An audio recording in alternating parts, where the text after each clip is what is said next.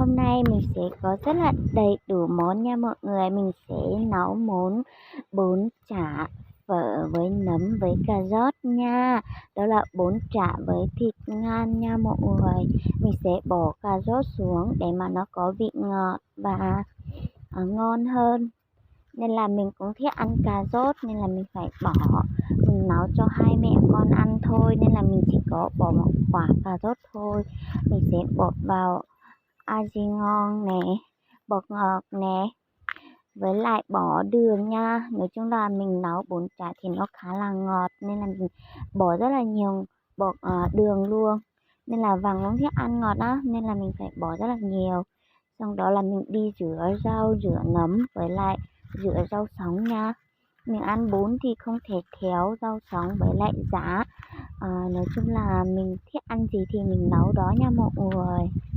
Mình sẽ rửa sạch và mình đợi nó chín sôi vào cà rốt chín rồi mình sẽ bỏ nấm vo. Bỏ nấm vo thì nó sẽ có vị cũng rất là ngon luôn mọi người. Đó là tùy theo mình có sở thích và mình thích ăn thì mình nấu thôi nha. Tùy vào các bạn sẽ nấu như thế nào, còn Vàng thì nấu như thế này nó rất là ngon và ngọt luôn. Sau đó là mình sẽ chờ nó chín, xong là mình chỉ cần tẩm ướp với bún, nghĩa là có một tô bún rất là ngon rồi nè. Chín xong xuôi rồi đó là mình sẽ cho vào tô của con. Và đây là tô của con nha. Đây là tô của mình nha mọi người. Tô của mình thịt khá là nhiều. Thật sự là một tô chả bá như thế này thì không thể ăn nổi luôn đó mọi người. Nhìn trông như thế này thôi rất là nhiều luôn. Các bạn biết không, mình đến lúc mình ăn á, thì con bảo là con không ăn nấm. Nên là mình ăn, con gác cho mẹ ăn hết. Nên là nấm rất là nhiều luôn. Nên là Vàng không thể ăn hết tô bún này của Vàng.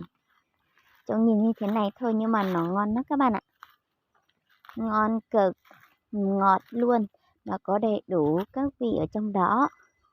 Nên là mình ăn như là chưa được ăn bao giờ á mọi người. Trông thấy ngon lắm luôn. Vàng thì rau sống với lại rau mùi các loại thì Vàng rất là thích ăn. Nên là Vàng cũng mua về để mà nấu ăn cho mình đá người luôn. Và các bạn sẽ chờ trong giây phút và Vàng sẽ ăn và còn thừa như thế nào. Vàng ăn đến nỗi không chịu được rồi đó mọi người. Nên là phải thêm gia vị vào nữa.